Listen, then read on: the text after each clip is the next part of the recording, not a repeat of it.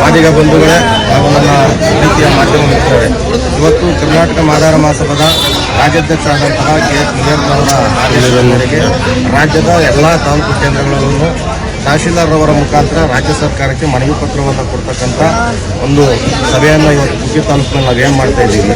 ಸುಮಾರು 3 ದಶಕಗಳ ಕಾಲ ಎಲ್ಲ ಮಾದಿಗ ಸಮುದಾಯದ ಹೋರಾಟಗಾರಗಳು ಮನೆ ಮಠಗಳನ್ನ ಬಿಟ್ಟು ಹೋರಾಟ ಮಾಡಿದ್ರು.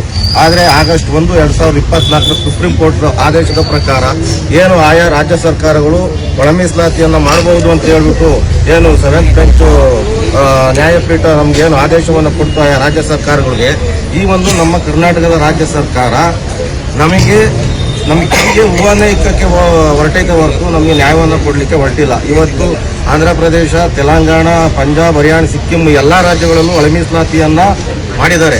ಆದರೆ ನಮ್ಮ ರಾಜ್ಯ ಸರ್ಕಾರದಲ್ಲಿ ಎಲ್ಲ ಏನು ನನ್ನ ಬಲಗೈ ಸಹೋದರರಾದ ಮಂತ್ರಿಗಳು ಇದ್ದಾರೋ ಅವರು ನಮಗೆ ಬೇಕು ಅಂತಲೇ ನಮಗೆ ಅನ್ಯಾಯವನ್ನು ಮಾಡಲಿಕ್ಕೆ ಹೊರಟಿದ್ದಾರೆ. ಯಾಕೆಂದ್ರೆ ರಾಜ್ಯ ಸರ್ಕಾರದ ಮಾನ್ಯ ಮುಖ್ಯಮಂತ್ರಿಗಳ ಮಗನ ಭವಿಷ್ಯಕ್ಕೋಸ್ಕರ, ರಾಜಕಾರಣದ ಭವಿಷ್ಯಕ್ಕೋಸ್ಕರ ಮಾದಿಗರನ್ನ ತುಳಿದು ಸಾಯಿಸಲಿಕ್ಕೆ ಹೊರಟಿದ್ದಾರೆ ಕರ್ನಾಟಕ ರಾಜ್ಯ ಸರ್ಕಾರ. ಇವತ್ತು ನಾನು ಕರ್ನಾಟಕ ರಾಜ್ಯ ಸರ್ಕಾರಕ್ಕೆ ಒಂದೇ ಒಂದು ಮನವಿ ಏನಂತಂದ್ರೆ, ಇಡೀ ರಾಜ್ಯದಲ್ಲಿ 224 ಕ್ಷೇತ್ರದಲ್ಲಿ